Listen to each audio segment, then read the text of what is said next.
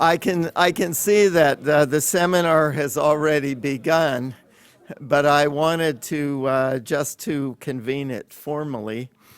I'm Kent Calder, the Vice Dean for Faculty Affairs and also the Director of Reischauer Center for East Asian Studies. And it gives me a tremendous amount of pleasure that we have been able, as a university, to come to this stage to begin to develop the sense of community and interchange among the different parts of the university and Asian studies that I hope is beginning to develop.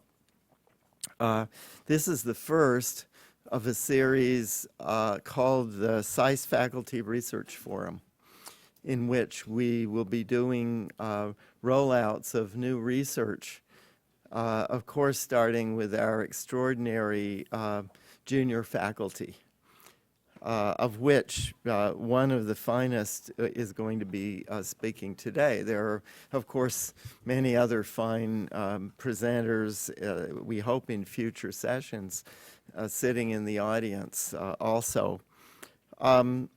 Ling, and this session is co-sponsored by the Reischauer Center for East Asian Studies and China Studies.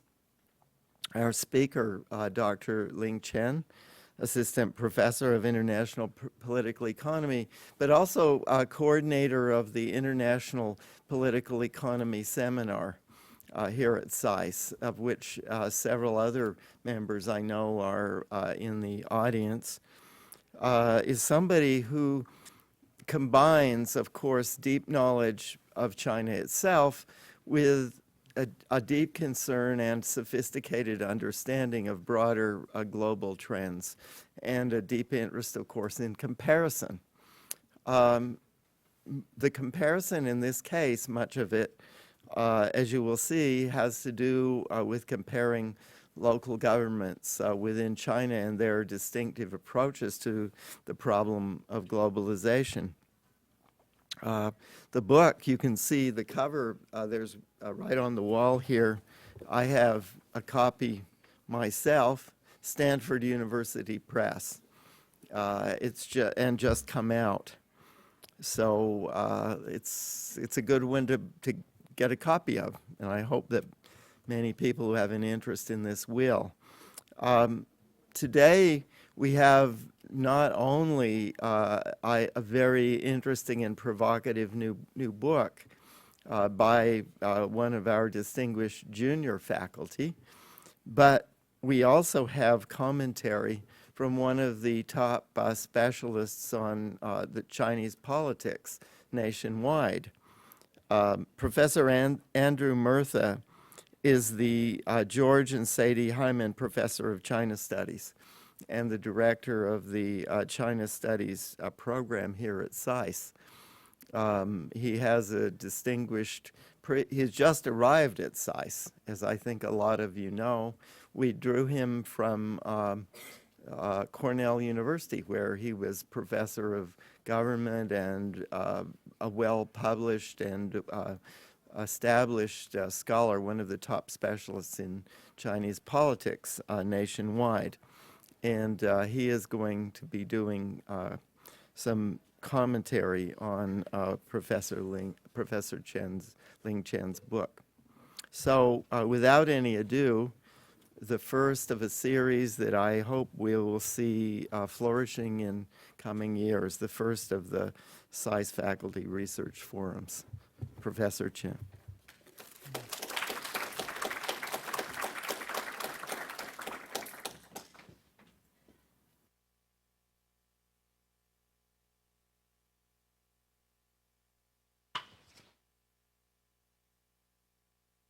Good afternoon. It is absolutely my honor to be here today, and I want to thank Dean Calder for the very nice introduction and for organizing this event. I also want to thank Professor Andy Murtha for coming to join us today as our distinguished commentator. Where should I begin? I would say that completing this book is really, really a long journey that it would not be possible without the support and help from many of you sitting here. Although today I would not be able to express my appreciation to individually to each one of you, I just really wanted to say a big thank you to all of you, and also thank you all for coming today on a very rainy day.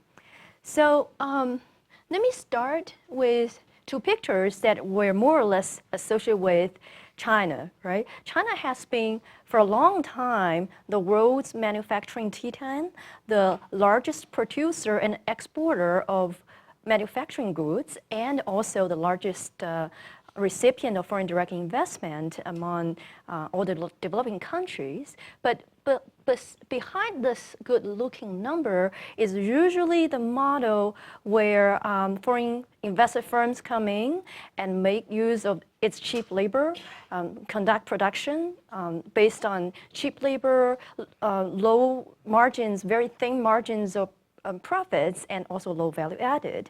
And this kind of model is not going to be sustainable over the long run, and the Chinese leaders also know it, and they did not like it. So it bothers them whenever they thought of China being still stuck at the end of global value chain, and this can make China very vulnerable to other countries. A good example is the recent case when United States banned ZTE from importing chips. And this is basically reminded the Chinese leaders and made China's vulnerability more obvious to the Chinese leaders. And therefore, over the past couple of decades, they launched the campaign of domestic industrial upgrading, trying to change China from a low value added, cheap labor-driven economy to an economy that's driven by innovation and higher value added. And here I'm just showing a few quotes. For example, they thought that upgrading is really important and innovation is the soul of development and the backbone for the rise of the country. And here are just a few quotes from the presidents and the premier for the past two regimes. But they're not only vocal about it, they're also pouring a lot of resources into doing it. So as we can see here, once the policies are issued from the central government at the local level, clearly it made a difference, right? So here I'm showing is the science and technology expense for city governments across China's 300 cities, both in terms of absolute amount and in terms of its proportion to the GDP. We cannot see clearly all these 300 lines, but the point is clear is that somewhere in the mid 2000s is where it's the departing point, especially the year of 2006. That's where they started to push for indigenous innovation. You can see that that is a departure point where a lot of cities started to push up their expense on science and technology, but some others also lag behind. So that's where we start to see the difference. And the past graphs show the variation over time, but this graph shows the variation across different geographic space and across the 300 cities. As we can see that local bureaucrats, when they implement industrial policies, there are variation across all over China, and furthermore, they do not correspond just simply to provincial borders. These are the city borders. There is a vast variation. As we can see, this is the government funding for the firm level science and technology innovation when they're measured against their GDP.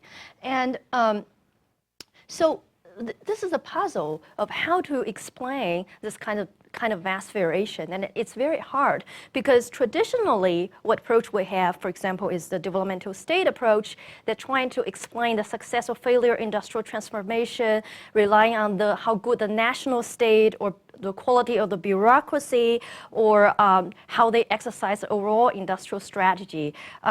But not just the approach itself has some problems, as Dean Calder's own earlier work has criticized this approach, but also that for China, there is emergence of multiple regional models here that the developmental state theory simply does not explain the implementation of industrial policies. They do not pay attention to that because they've been dealing with much smaller size economies.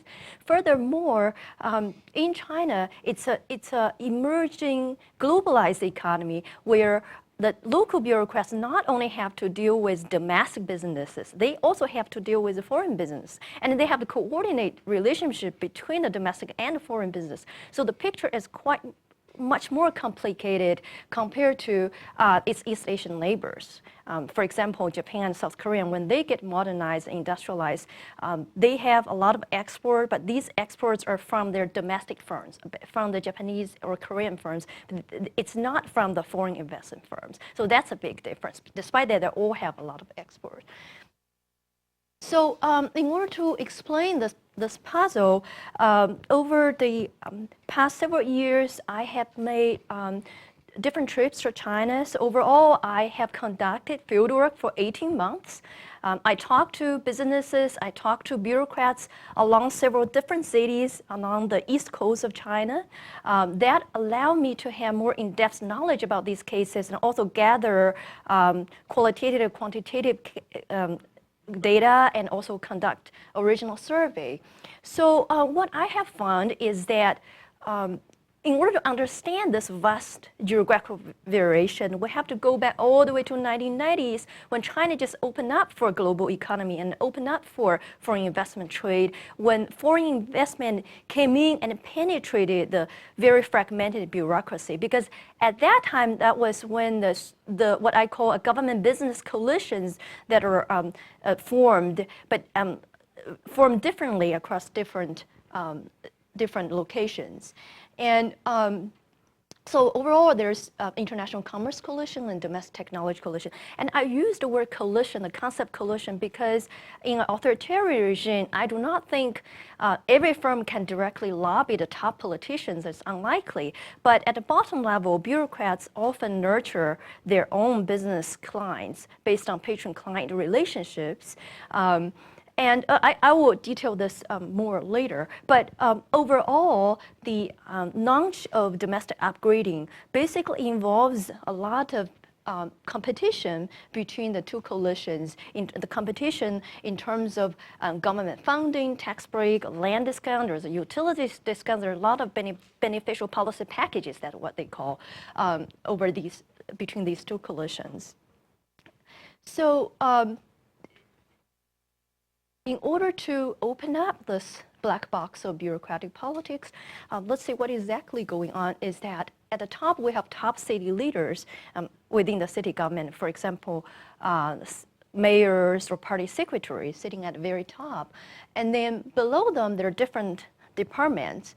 So there are a bunch of departments which they have very long name, and I'm not going to detail, but if you have questions, I can answer that. What I call international commerce departments, their jobs are for promoting international business. They're international oriented, and for most of the time, they basically believe that the importance is for promoting investment and trade. The other group are domestic technology bureaucrats. It's a different coalition. And for these departments, their emphasis and belief are for pushing for domestic technology progress, for indigenous technology, and they caution against, sometimes criticize against over-reliance on foreign technology and foreign firms. And in China, the situation is quite different from democracy, where we have accountability from below. What we have is a system of accountability from above. What this means is that all the way from the top city leaders to the bureaucrats in different departments, including the department heads, they're all under the pressure of the cadre evaluation system. And this is a system where the upper level evaluate the lower level based on a bunch of indicators and their political achievements in order to decide how they're going to move up the ladder and what their bonus is. So under this kind of system, we see a lot of different kinds of bureaucratic competition. And if you are able to control policies, you are also going to control the authority to approve these policies. For example, if you control, in this case, upgrading policies, you can control the authority to approve who get tax break, who get government funding, and so. So the policies are resource-carrying, resource-bearing policies that are very important. If there is one thing that bureaucrats are afraid of, it is that if they lose control policy, then do not have anything to do, right? Because at that point, no business bother to bribe you. For example, back in 1990s or 2000s, early 2000s, nobody bothered to bribe the Bureau of Science and Technology people because they don't control any resources. No business bothered to bribe them. That's their nightmare. So they can use these control policies to build political achievements. That's the opportunity for you to build political achievements for their own career, and also use these resources to consolidate government-business relation, or what I call patron-client relationship, and consolidate such relationship. And today, I'm going to show you is that among all these competition, among all these kind of different ways of bureaucratic competition or coalitional competition, there are different ways to doing that. And because of time limit, although I studied quite a few cities, I can only show two of them, the two most typical examples. So one of them is a top-down example, is a city named Suzhou, where previously they had a lot of big global firms such as LG, Samsung, Philips, and Compal, all these firms coming in. Another city named Shenzhen is the one that represents a bottom-up approach, where you have a lot of smaller foreign firms set up, a lot of times ethnic Chinese foreign firms set up, coming to invest back in the 1990s.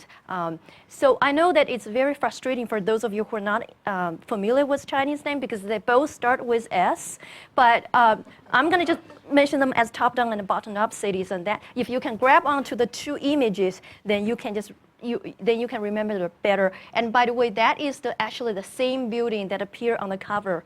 This one is the same building that appeared on the cover of my book. So it's just the top of that building instead of entire picture. But you can see already it shows something because this one is really neat and tidy, but you don't see people, right? You hardly can see any people because it's so well planned and so well controlled. And when I went there to interview, you have to register with all kinds of guards and there's all kinds of procedures, where this one is really a different scenario. So my finding is this, that whenever cities fall under the top-down categories, they would really experience hard times, no matter how they try to launch the domestic upgrading, if they are under the top-down category. And there's a bunch of reasons. So the first is that in those top-down cities, they tend to have more cohesive vested interest, especially from the international business. And also there are more intense fights among the bureaucrats. So it's really a hassle for them to do that. And not just that, in those top-down cities, they also have stronger networks from global firms. And those strong networks from global firms sort of reinforce what I call a hierarchical segregation between the foreign and the domestic part. And what made it also very difficult are the political bargaining power and manipulation from the international commerce department that often is in the way for domestic technology coalition to push for more progress. But I'm not just saying that all international commerce people are bad. As we'll see, there's different scenarios. But today I'm just going to give you some quick examples. So first of all, cohesiveness of vested interest. So I will go through each point in turn. Here we see that there are two different charts. Basically, that's when I asked the bureaucrats in my semi-structured interviews that in your daily work, what kind of firms do you interact regularly interact with, right? And the answers are quite different in these two different typical examples. Mostly it's because from international commerce perspective, their job is to promote either foreign investment or export, right? So in the top-down city, what happens is that the foreign firms occupies most of the exports. They dominate all the exports. So the investors, foreign investors and exporters overlap with each other, which means that international commerce for most of the time are only just deal with foreign firms and not domestic firms at all. And those bureaucrats work for domestic technology exclusively only deal with domestic firms. And this kind of have a sharp division of labor based on ownership. And this is somewhat extreme, but this is exactly what happened in the city of Suzhou, where it's the top-down model.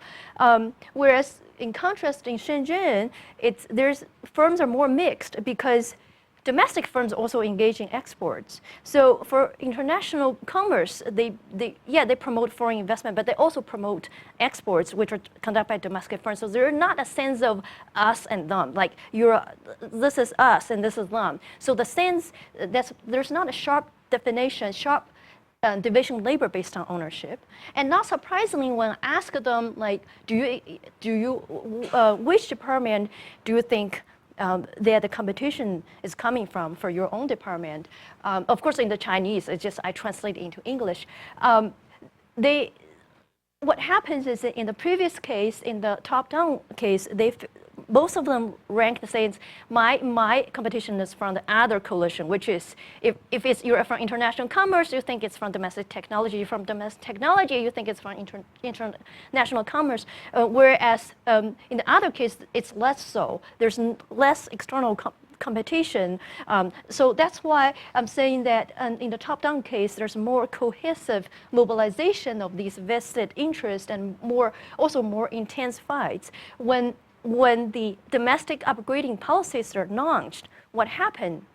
Because domestic upgrading policy, when they launched and gave domestic firms a bunch of tax break and government funding and all those, in 2006 and a year later in 2007, they started to cancel out beneficial policies for foreign firms at the same time. That foreign firms are not just going to enjoy any tax cut just basically because they're just foreign firms. And this sends a strong signal for cities in the top-down kind that this is really a struggle between us and them. And that's why they feel threatened. And the international commerce started to design a lot of strategies and trying to either passively block or actively competing with the other coalition in order to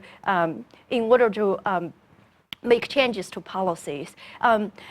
Actively blocking is actually not the most used policy here, but there's certainly examples. For example, in the development zone, in the FDI zone in Suzhou, committee members, or sometimes they call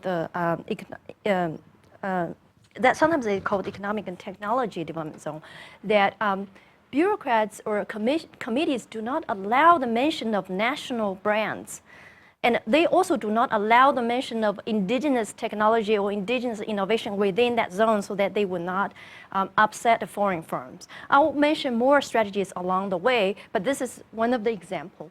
Okay, let's move to the network effect and group offshoring that I believe that further reinforce the kind of segregation or separation between foreign and domestic.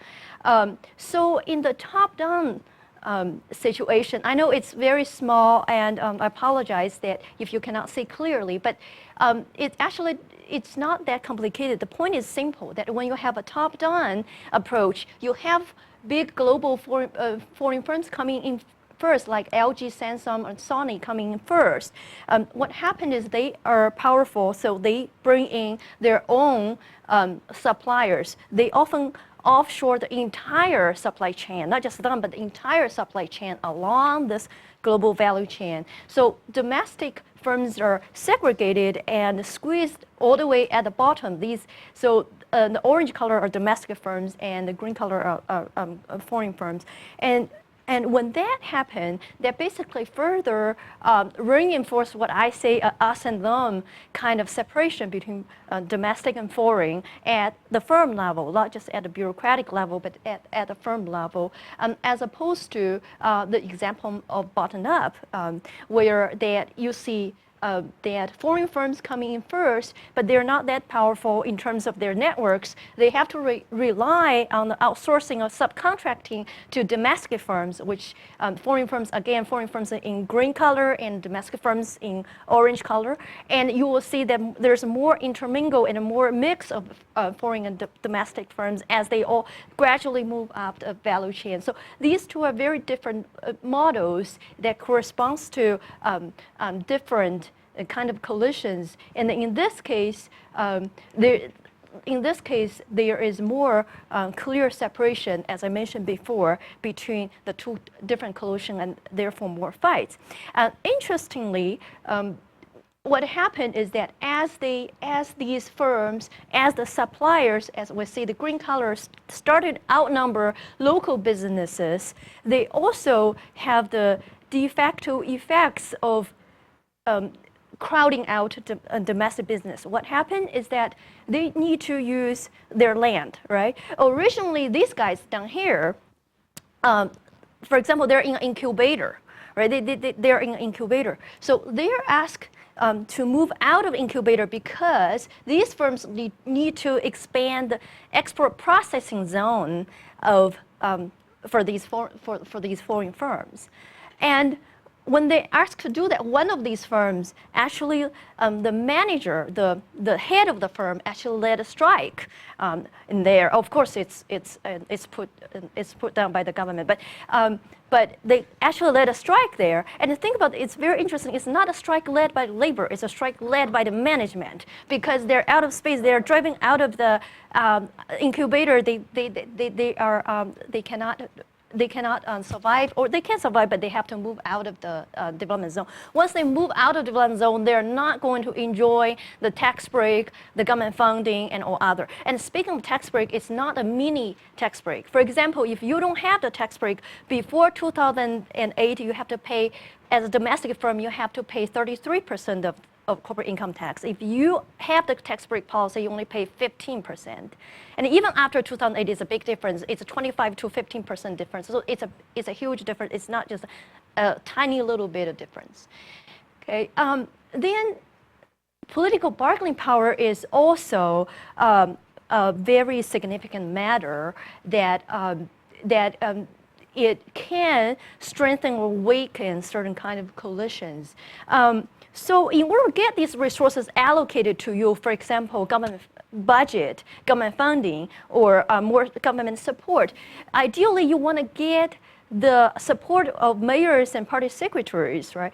But and ideally you wanted to have this kind of handwritten notice. I did blur the names. So basically this is the mayor endorsing how good this department is, how much progress they had made, and all other departments should learn from them and should support them. And shortly after this thing happened, the staff that I actually interviewed in that department receive a bonus for themselves, but also they receive a lot of resources. This is a certificate basically saying we're doing good. But how to get the support is the key. And here is when I say that, again, if you're a top-down model, then the global firms can matter a lot.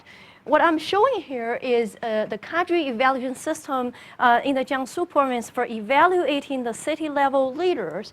And I'm only showing the top 9 indicators among the 28 indicators. So among the top, what are these among the top? Some of them are traditional economic indicators, such as GDP growth, revenue and government income. But some are new indicators, such as the products, high-tech industrial output as percentage of GDP, or the progress of science and technology. And the key point is that global firms such as LG or Samsung or Compal, a lot of people don't know Compal, but it's very important because Compal basically manufacture almost half of the laptop computers globally.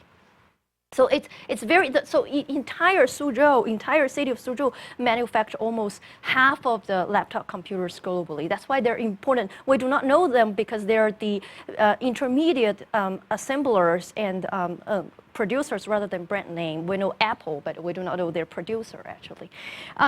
So when you have these large firms, they can contribute to these indicators simultaneously, and it's a shortcut. So this gives the bureaucrats in the international commerce, whoever are their patrons, the opportunity to make a case to the mayors that, you know what, if we have these firms, although on paper these firms do not enjoy any beneficial policies anymore after 2008 on paper, but because their contribution to technology, and so we still need to put most of the support, prioritize the support of cities to these firms. And this basically raises the issue for domestic technology bureaucrats because they do not have firms like that. They feel it's very hard to, they feel that the initiative was seized out of their hand. Originally, it's supposed to be them trying to make a case to the mayors, and they feel like the initiative was totally seized out of their hand, and it's very hard for them to push for more resources because there are just so much resources that's in the city government, especially under nowadays when every city government is under debt, and so it's really hard. And that's the actual strategy that's used widely. So compared to the active blocking strategy, compared to the passive blocking strategy, this active competition strategy actually is the one that used the most widely among all the international bureaucrats. So just then, I have to use two cases of top-down and bottom-up cases to sort of demonstrate what is the contrast. I have talked about cohesiveness of vested interest, how intense the fights, how networks of global firms can reinforce the hierarchical segregation or separation. And I have also talked about the political bargaining power and manipulation that they're able to do. And these cases, because of the limit, I was only able to talk about Suzhou and Shenzhen because these two cases are so important. Again, they manufacture about half of the laptop computers and 1/3 of the mobile phones globally, not just in China, but globally. So now let's look at the results because we also care about, so what? After you said so many different aspects of bureaucratic competition and a network effect, but so what? The contrasts are striking. And at first, I thought there might be some data problem for this particular source of data, but I should have used 3 sources of data. So this is from the city statistic yearbook itself about the amount of support that government provided for science and technology, or for science technology activities, and also for government science and technology expense. Measuring their proportion and also their level of increase, and you can see that the green bar, which is from Shenzhen, which is the bottom-up one, actually exceeds the orange one quite a lot. And not just that, when you look at actual firm behavior, upgrading behavior in terms of R&D expense, new product output, new product projects, and patent applications, there's still a huge contrast. Note that this is not a total number. This is per firm, like the average divided by the firm number. And this is from the China economic census. So that's a population data. It's not a sample. It's a population data that include all firms in China. There's millions of firms in China. And then, and this is there's a different source of data that's from myself, that a survey I carry out, and that basically this survey asks them about the R&D expense, and also the survey asks them about how they view, for example, do they view the government allocation of funding is fair? Do they view that R&D is really important? Do they feel there's a chance they can make progress? And we also see that in the bottom-up case, there's actually firms are more ambitious and they hold more positive or optimistic views as opposed to the pessimistic views, which is in an orange color, right? And if we move to here, which is that when I test these arguments across China's 300 prefecture level cities, what I also find out is that when you have the foreign firms dominate the export, basically when foreign firms overlap with exporters, and we have very cohesive vested interests, when you have large foreign firms concentrated in cities promoting a top-down kind of mode, then you are for sure significantly going to have less degree of government support for domestic technology. Here is the domestic science and technology expense as the % of total expense. I can talk about other variables, but one thing I want to point out is it does not matter about overall level of FDI. So overall, the FDI as % of GDP, which is here, does not matter that much. It's not an argument about when you have a lot of FDI, then you do not do well. Rather, it's about particular characteristic of these FDI or foreign firms that can reinforce certain features of bureaucrats.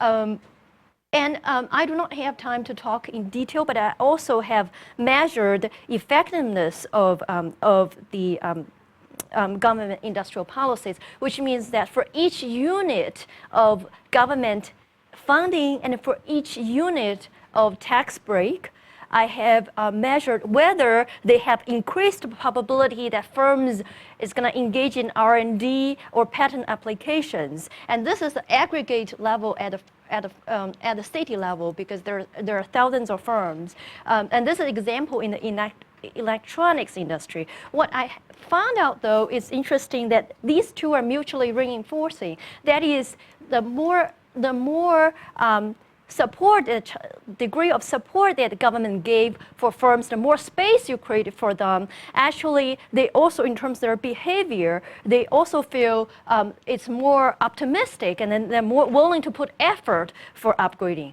And if the less support you give them, the more the space you deprive of them, then they're more pessimistic, and also they are going to put less effort in it. So that's why the degree of support and effective support, which do not have to go in hand in hand in this case, actually mutually reinforce each other. And also interesting in terms of the effectiveness of policy, industrial policy, which I didn't talk in detail today, it's also that in those large cities where firms are located in, their effectiveness and actually is decreasing. That when you have a top-down model, not it just influence the level of support, but it also influence effectiveness of industrial policies.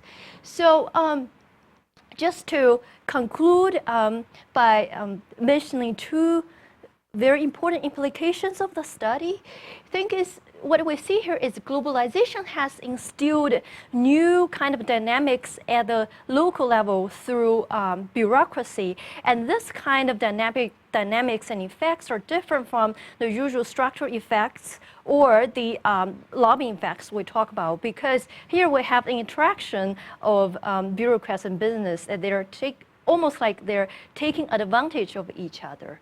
And also, what I want to emphasize for a broader implication is that when you have globalized developing countries, the kind of top-down approach that we used to have for East Asian developing countries, or now they're not developing countries anymore. For example, if we think about chaebols or karutsus in Japan, or chaebols in South Korea, the kind of focus on whatever the big winner is and promote them, this kind of top-down approach may not work as effectively and may not work as well compared to just a bottom-up strategy. So I will stop here, and I look forward to your questions and comments. Thank you.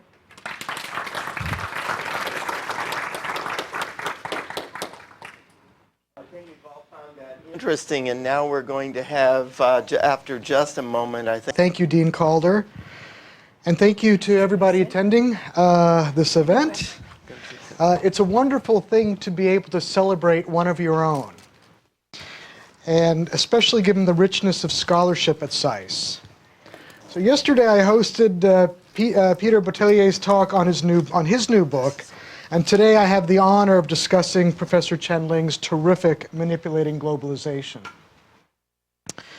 I will likely embarrass Professor Chen by saying this, but I have been a fan of her work for some time, even before reading this book, indeed even before the book was completed. I chaired a search committee when I was at Cornell for a third China position in the government department. Professor Chen made our shortlist on the extraordinary strength of her written work. But the weekend before I was to present the candidates' names to the department, we spoke by phone and she apologized, saying that she had already accepted a job here at SAIS. I was happy for her, but a bit deflated because I relished the idea of having her as a colleague. Fast forward to today, and the old adage, if you wait long enough. Anyway, one of the wonderful things about my decamping to SAIS is to have Professor Chen as my valued colleague. Her book is a beautifully elegant account of a messy empirical phenomenon. That is how national policy in China can be manipulated so substantially at the implementation stage as to be unrecognizable. Such manipulation is an old story, old as China itself. As I've told my students, and will continue to do so into the future, the old adage, 上有政治,下有对治, is something that is as old and new as China itself. For those of you who are non-Chinese speakers, it is those at the top have their policies, those of us below, we have our countermeasures.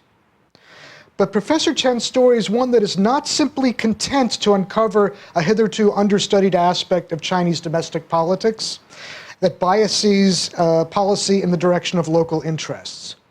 Her story is one of globalization, but globalization that plays out in China's localities, with nationwide, indeed global, implications. And although in ways it is very much a China story, her broader findings do have the potential to travel far afield to other authoritarian contexts. Professor Chen has a rich discussion of where her work builds upon, adds to, or surpasses previous scholarship.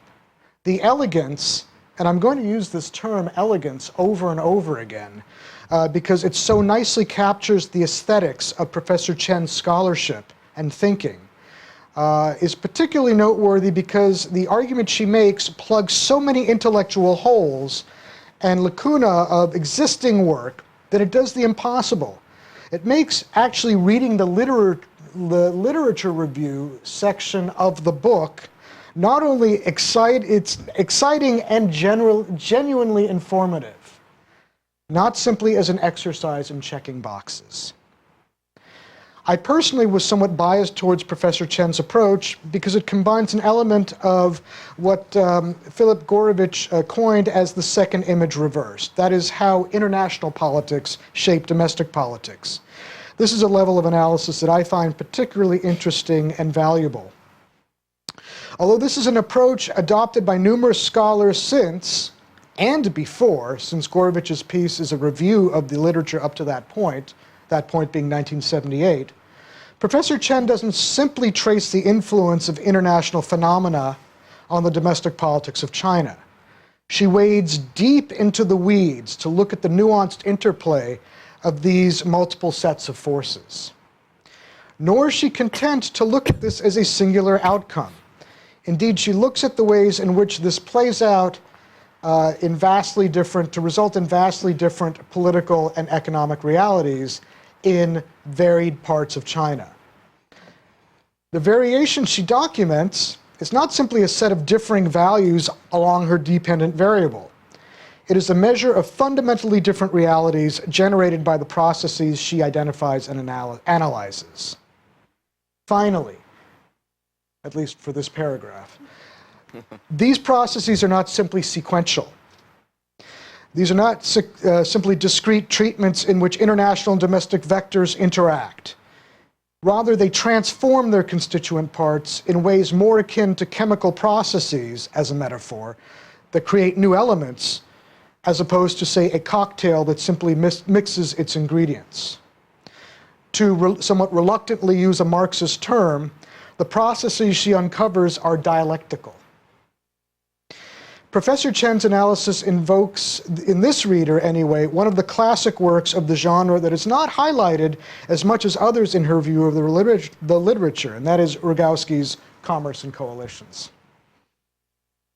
This book also speaks to me in a more impressionistic, personal level. Professor Chen is from Chengdu, Sichuan. That is the same place I spent my first year in China. In a sense, I like to think of myself as, in a way, being from there, an honorary Sichuanese, if you will. Although this sounds self-indulgent, please bear with me. This makes sense. I mention it because it may not be inherently obvious to some of us in this room that Sichuan is a vastly different place, economically, politically, and culturally, from her two field sites, or two sets of field sites. That is Jiangsu, Zhejiang, and Guangdong, Shenzhen. This is not simply a question of degree. These places are as different from one another as those between, say, France and Germany, or Mexico and Argentina. In a sense, Professor Chen was a genuine outsider to the areas where she conducted her fieldwork. That is not simply commendable, it is also almost, in a sense, important, even necessary. It provides the distance required for the researcher to tease out what is truly different, even unique, about a particular field site, rather than unconsciously gloss over these elements as a result of the dulling effects of familiarity and routine. And at the risk of sounding even more self-indulgent, in my previous life, as a reluctant production manager in the toy business, I was intimately familiar with precisely these field sites at the very time of the first node of Professor Chen's sequence of events. That is the initial phase of FDI in the 1990s. Now, Professor Chen has pointed out to me on more than one occasion that when I first started going to China, she was still a young girl. What that means, besides underscoring my own advancing age and mortality, is that she had no first-hand knowledge of these field sites at the time that the processes she documents were taking place. That is what makes her empirical work so extraordinary. She gets the dynamics, even the very feel of these sites, absolutely right. Reading these pages, I had uncomfortable flashbacks of, I'm not sure if I wrote drunkenly aggressive or aggressively drunk, local cadres in Kunshan pleading with me to please, please, please invest. And I was also taken back to a Guangdong in which local contracting introduced an element of sophisticated problem solving that made doing business there so vastly different, really night and day, from the almost comic obsession of attracting foreign investment for the sake of attracting foreign investment in my experience in the Yangtze River Delta. I am perhaps not the best person to evaluate this book because I'm such a fan of it. Rather than critique it, I think it more appropriate, and perhaps it will do it more justice, to think about various hypotheses it raises and how Professor Chen and other scholars might wish to extend her findings. So, Manipulating Globalization invokes another recent book, Yuanyuan Ang's How China Escaped the Poverty Trap. Both books look at development in China in intellectual, innovative ways. Both look at the messiness of local conditions and derive elegant theories from them. And both place the sequencing of policies at the root of their analyses. But Ang's book implicitly raises a question that it is unable to answer. That is, as we follow the processes documented therein, and as we expand our scope to other regions of China, how well does the analysis travel? And so I might also ask Professor Chen, how might the processes that she documents so masterfully in Jiangsu, Zhejiang, and Guangdong play out in a place like Chongqing or in Dalian? What kind of learning might take place to avoid traps of foreign investment stifling innovation we see taking place in her field sites along the Yangtze River. How might or might not investment from more developed parts of China be different or similar to the FDI processes documented here? Second, there are additional potential layers of stifling or enhancing innovation in the absence of an effective legal framework that can nonetheless help locally in curbing tendencies towards undermining a domestic intellectual property rights regime, or at the very least a cluster of norms that might contribute to innovation. There are other bureaucratic actors that are ancillary to the processes that Professor Chen documents that might also play a supporting role here, and possibly a non-traditional and even confusing or self-canceling role, such as the Administration for Industry and Commerce, for example, the Gongshang Xinzheng Guanliju, or even the Quality Technical Supervision Bureau, the Zhiliang Jishu Jianduji. Those bureaucracies, as well as their successors and spin-offs, that are also there on the ground and may well have a role to play in the story, if even a supporting one. Finally, and this is always a somewhat unfair comment, but one that is absolutely essential to raise given the level of analysis that forms the nexus of Professor Chen's analysis. In this brave new world of Xi Jinping, what do the bands of what Barry Naughton has called implementation bias look like? In other words, how much freedom do local bureaucrats in China have to not simply stymie, but by contrast, to actually constructively and productively pursue local initiatives that might be at a variance with the spirit of, if not the letter of, national policy in the areas you've devoted so much time to examining? I'm thinking of the slide of the cadre evaluations. Those first 9, I think 7 out of the 9 had GDP as one of the markers. In this, my former colleague Jeremy Wallace has written about China's new normal, and this question about how local cadre indicators are becoming less and less quantitative and more qualitative, much to the chagrin of these local officials, but very much as a reaction to this idea of GDP-ism. After all, these are actors that arguably might be part of the opposition to Xi's initiatives and restructurings of economic decision-making in China. But I've gone on for too long, and we have many in the audience who also have burning questions. So let me again congratulate Professor Chen on a tour de force, and simply close with the sentiment that I look forward to following her research with the kind of sharp focus and open mind that she exhibits so marvelously in her own exemplary work. Thank you.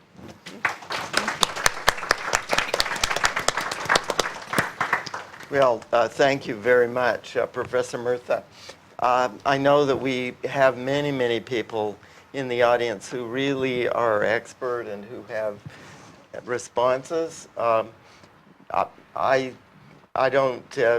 not a specialist in this area, but let me just add one question to the group of questions that we have already, and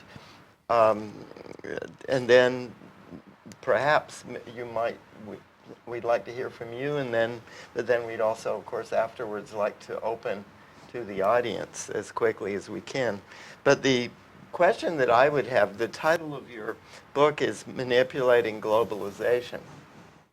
And of course, local governments seem to do that in various ways, exactly as you've said. Certainly there's a lot of variation rather than a standard set of policies. I mean, there are different actors, different coalitions, all of the things that you cite. Can the same pattern or recipe apply to those investing in China? How do foreign firms manipulate globalization to their advantage in the different local constituencies that you look at?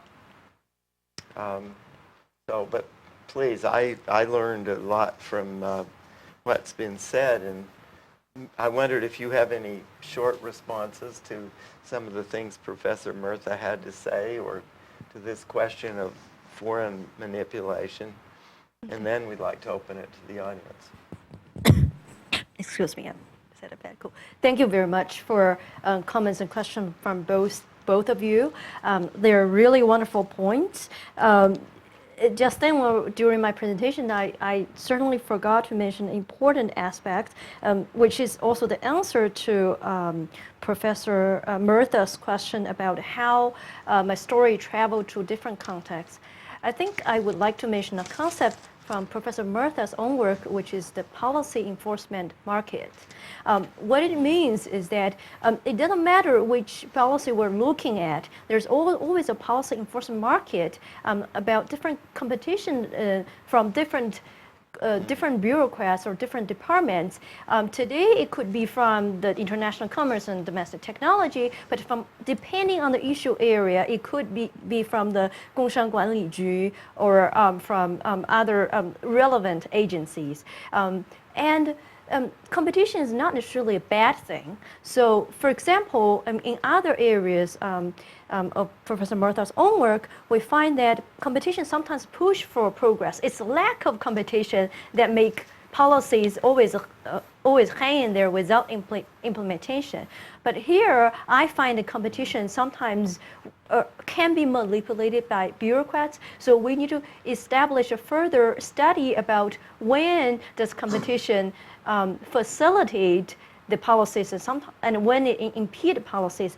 And my own insight is that when the competition was from a totally different department that trying to manipulate to a different goal. Let's say your goal is in A, but it's trying to manipulate to a goal B, then it is actually impeding the policies. But if the competition is from the same policy area, and then you have different bureaucrats trying to achieve the same goal, but competing to get there, just my own colleagues, for example, or someone who sit in the same department office, then that's a different notion, and that could facilitate policy implementation. I think that's the broader lesson that we want to draw in terms of the policy side. And of course, I agree that after President Xi Jinping took power, a lot of things have changed. Actually, my colleagues in China who study China in this field often complain to me that China is really a moving target. A lot of things they study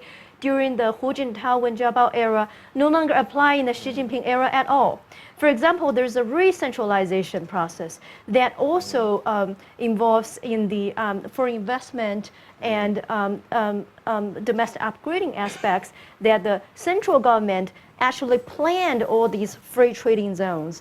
It used to be, for example, even in Suzhou, their first trading zone, their first foreign investment zone is actually in Kunshan. That was the first self-funded and self-started zone. But nowadays, the zones, for example, free trading zones, we're having, I think, 11 of them across China. They are centrally planned, and they're planned in these localities. I have some doubt about this kind of re-centralization process. And for those of you who are interested, my website has a link of the very small piece I wrote for Axios on that aspects, and then you can take a look. But I certainly agree that after basically 2012 and 2013, a lot of things started to evolve and change. And there's certainly legacies, but there's a lot of new updates that we still need to learn. And about how foreign firms manipulate the type of investment in China, sure that they actually have a lot of knowledge. Sometimes they have more knowledge than me about China, about the particular city. Let's say if they're going to invest in Shanghai, they actually know a lot about them beforehand, and then sometimes they still play off local governments, play them off each other so that it can get the best deal. Sounds like Amazon. Yeah, yeah, but it used to be, the good news is that it seems to be that the process is simplifying, so that previously if they have to go through 14 processes to get investment set up, now there are probably only 5 steps. So there's less of a bureaucratic hassle that they have to face nowadays for making the foreign investment. Even if China right now is undergoing a lot of political and economic re-centralization. Just one question relating to that. This standardization, you mentioned a re-centralization process. Is that making it harder for foreign firms to manipulate the differences among different localities? Yeah, it is. It is. It used to be. It's not that hard, and I think right now it is because there is certain, especially for large, very visible firms, because it is clear that which zone they're going into and what is the planning process is. So it's more centralized in terms of negotiation. Okay. Well, I'm sure that we have a lot of other questions, so the floor is open. Yes, if people could identify themselves also. Hi, thank you. Afshin Malavi from the Foreign Policy Institute. Hi, nice to see you. Congratulations, it really is an excellent book, and your presentation was excellent. I look forward to reading the book. You mentioned something in the implication section that I wanted to see if you could tease out a little bit more, and I just wanted to see if I understood you correctly. You said that some economic policies that may have worked in previous East Asian contexts would not work in a more complicated environment like the one you just described. Can you tease that out a little bit? Are you suggesting that some of the policies that may have worked in maybe China 10, 15 years ago would not work today? Can you tease that out a little bit? Okay, thanks for raising that question. So, previously for East Asian countries like Japan, South Korea, the Taiwan region, the Taiwan economy, and also part of the Singapore, they all have strong national government. So they're government-led and state-led, but on the one hand, you have the national government, the national state. And on the other hand, you have business. But those businesses are relatively big business. So you have big government and big business. They try to exercise discipline over business if they want to. But usually it's easier to do the kind of more strategic planning or industrial policies that a lot of authors study. However, in the case of China, or furthermore, for example, in the case of India, I can imagine that you not only have domestic firms, you also have foreign firms. And foreign firms, in China's case, there's also state-owned enterprises and private enterprises. So they each have different interests. First of all, they do not necessarily listen to the state. The foreign firms, of course, they have their own agenda. And also, foreign firms want to protect their own property rights. They do not want the technology to leak over.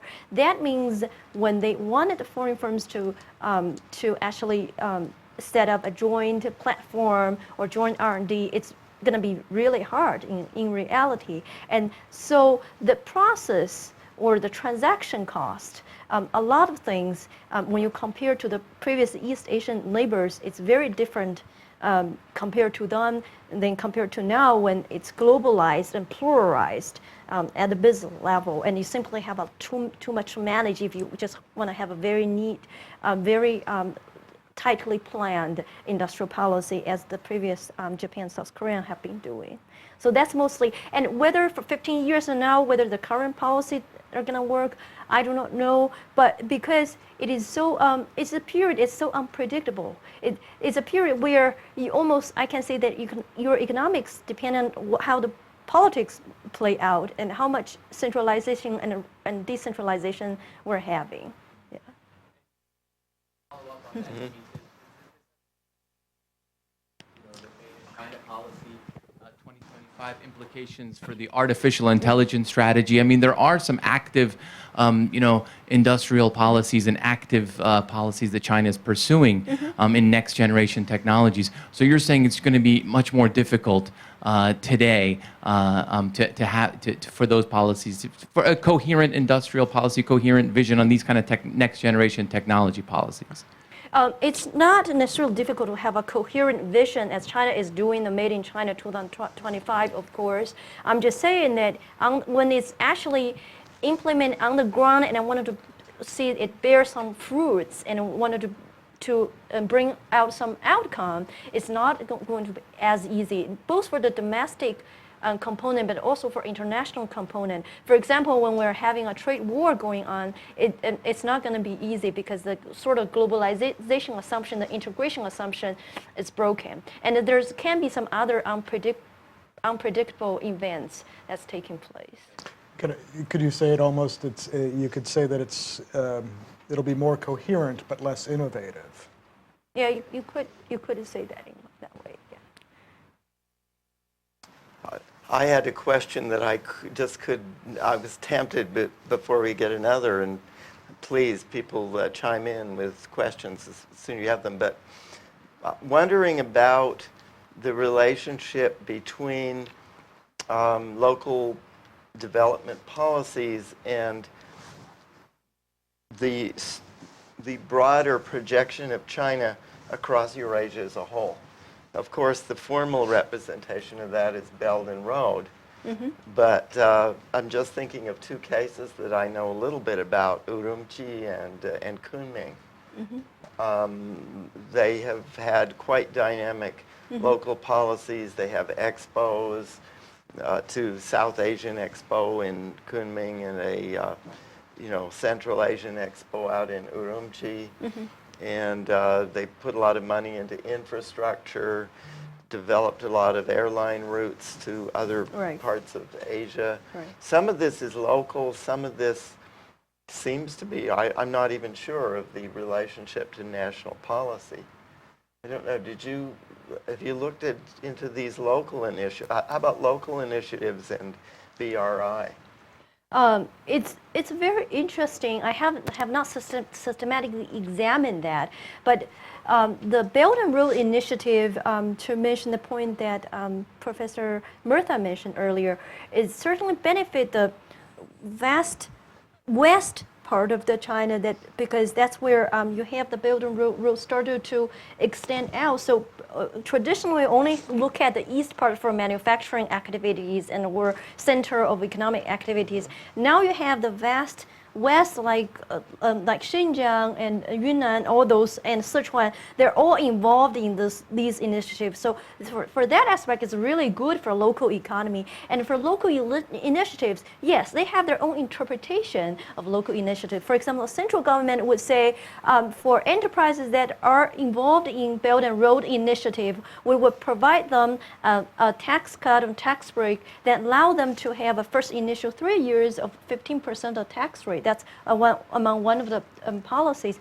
And so you would then have the government of Chengdu or Chongqing issue another policy saying, this is our interpretation, is we're going to give these enterprises who actually participate in Belt and Road these policies, but they actually, the local government control what kind of business actually can count as Belt and Road Initiative. The tricky part is a lot of business already invest in the Road and Belt Initiative, or have outward investment. So what they did is sometimes they just basically turn around and say, hey, we are the Belt and Road Initiative because we have outward investment and now we can enjoy policy. So local government actually can control and evaluate whether they are corresponding to whatever the Belt and Road Initiative. So they more or less define the expression of Belt and Road. Right, and then themselves. evaluate which business are actually along this initiative. Interesting. Can I just follow up with a two-finger? When you say local governments in this context, which level are you talking about? Are you talking about the provincial level or the sub-provincial level as well?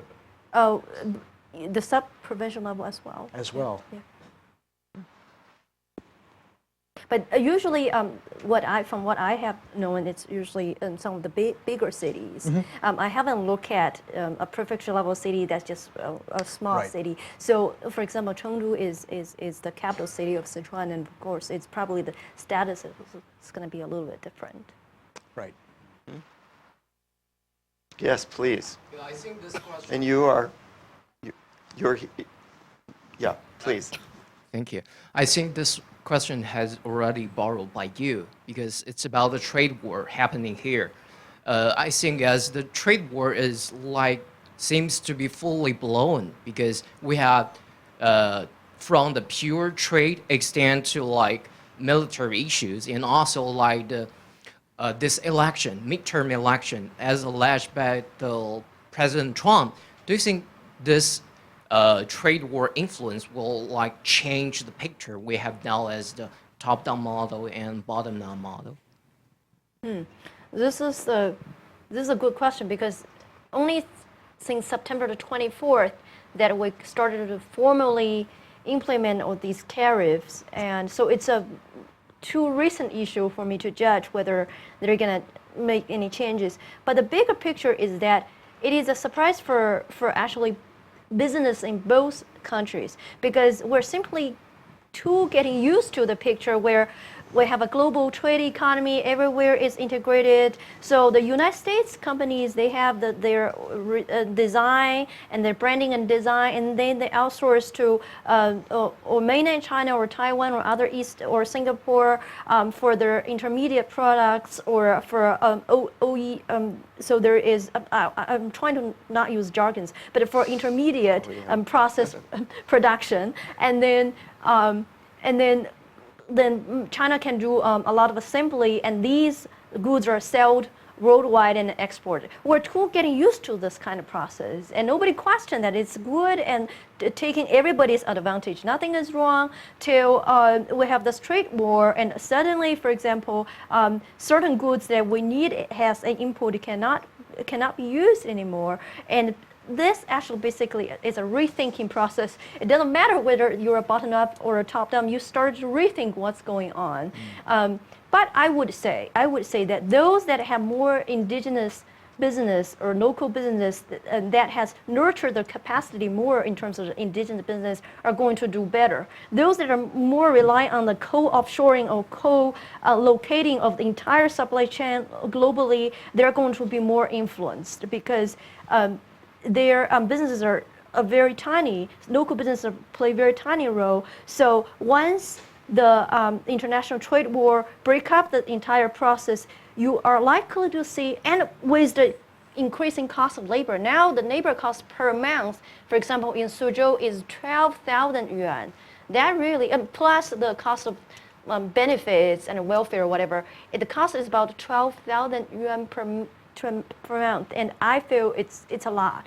And when that happens, you have global business leaving, and then in this kind of climate, you will have global business leaving. And when they leave, they brought the entire chain of business out of the locality. So that's why having like indigenous capacity should be more important. That's I saw a question. Yes, please. Thanks so much. My name's Kevin, student here, and so talked a lot about local government autonomy, and I'm just wondering about cases or models for central government intervention into these local dynamics.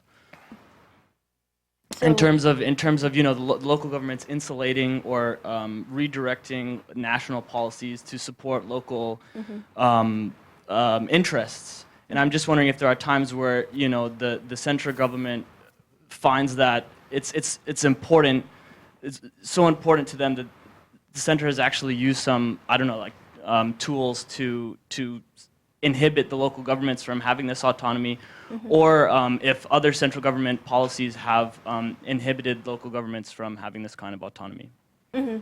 Thank you. I think it depends on the issue area that you are concerned in. This issue which is domestic upgrading, I think the central government mostly are focusing on endorsing the successful models rather than punishing those ones that are not doing well, because there's too many things they can blame on for not doing well. So it's not a big deal if they fail and they're not doing well or they didn't attain the goal. Whereas the central can endorse the models that did work, but it's for this policy issue area. Plenty of other times there's like policy feedback loop between the central and local, and when central government sees something not going well, it will try not to expand too much to the local level. But those kind of policies are more, for example, if something involves social stability or a more important, crucial issue that of national survival, then the central government is going to take action. What about a very related question, the role in infrastructure? I mean, there's been such massive infrastructure programs in China, and of course that's a part of Belt and Road. It's fundamental to that. Does the government, through its infrastructure policies, intervene to support local interests? I have not systematic done research in terms of infrastructure. I do believe that central government selectively provide support, but I just don't have information about if it has used infrastructure, if the building of infrastructure has involved a lot of corruption in this case, whether the central government will go after it or not. I was thinking of things like airports.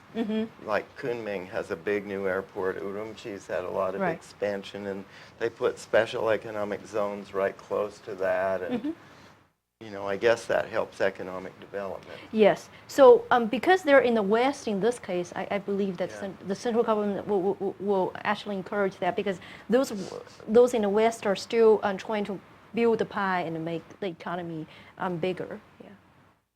Yes, please. We got lots of questions. Maybe if we could take a couple together, if you both could, and Yes. then Sure.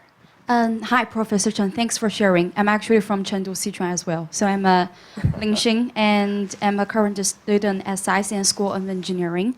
I have a question regarding the tech and Trump partnership. As you can see, the social startup and tech startup has been a new source of the economic booming. And I wonder, how is this different, across the nation currently, and how is the support from the local government level and the central government level? How do they differentiate in terms of the support and the policy? Thank you.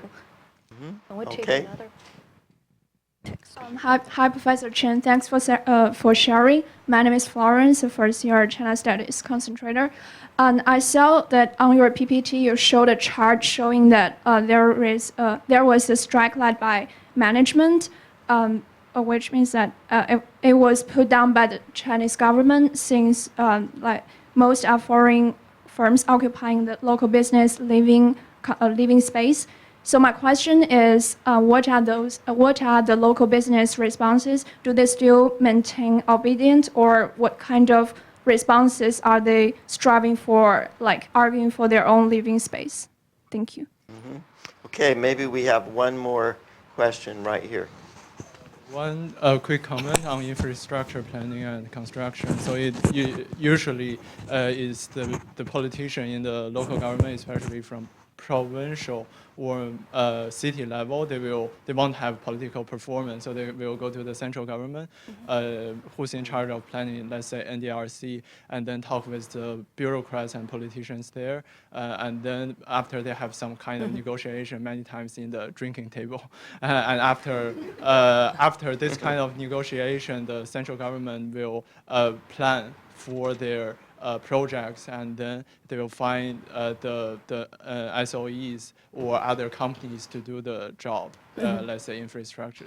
This is, in many cases like that. And I have a question for Professor Ling Chen.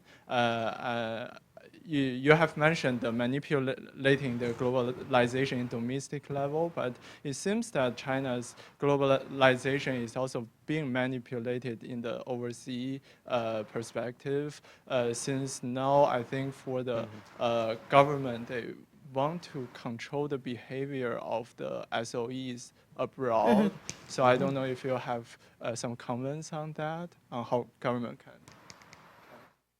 On the SOEs? Oh, yeah, I got it. Okay. So all these are very wonderful comments, and but due to time limitation, I cannot delve very long into each one of them.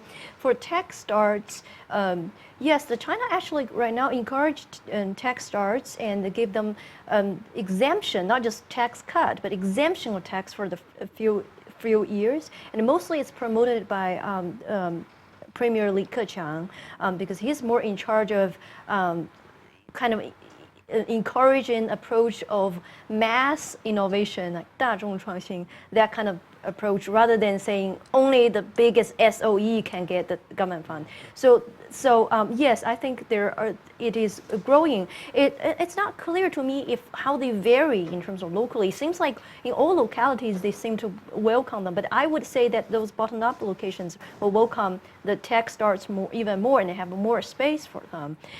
For the question about the space for domestic firms, so after that happened, actually the domestic private business moved to a very far away zone that they called its Ming-Chu.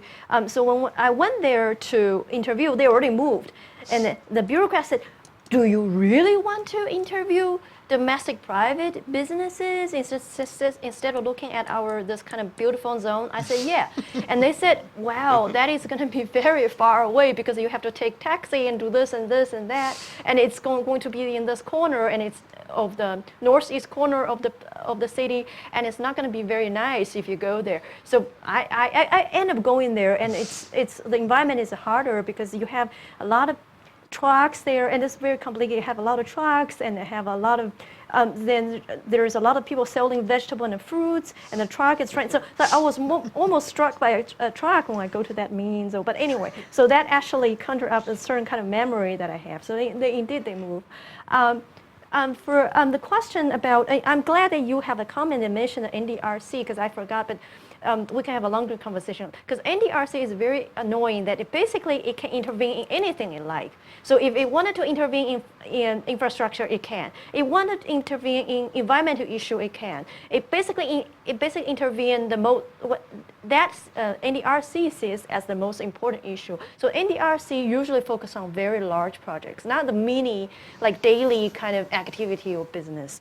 And the oversee activity SOEs, this is an interesting question. And basically, the current concern, originally, we always encourage 走出去 and going out. But then the government find that there's some asset stripping involved. Basically, you can just some firms set up shell company and doing the round trip direct investment, but some basically is saying I want to divert my own asset in entire investment outside. So it's like protecting my asset. And when that happened, the concern is like asset stripping. So the state is reconstraining and have re-put a lot of new rules about how the procedure of going investing overseas. But of course, there's a lot of nuanced details that I would not be able to mention. But so it's not purely like chasing profits activity. I see we have a brief. Just a very, comment. very quick two-finger question on the second point that you were responding to. Mm-hmm. So it's because it's no longer the NDRC. Does that have, because that's certainly the reputation in the past that it has, it had the scope of being able to do these larger macro level projects. Now that it's been kicked down half a step administratively, right, exactly. It has less of a purview, and so that might be a very, very different. Oh, thanks for reminding, because it's very recent, so I suddenly forgot. yeah, thank you. Well, I've certainly learned a lot. I think we all have, and let's thank Professor Chen and Professor Murtha. Thank you all for coming. Thank you. Thank you all for coming.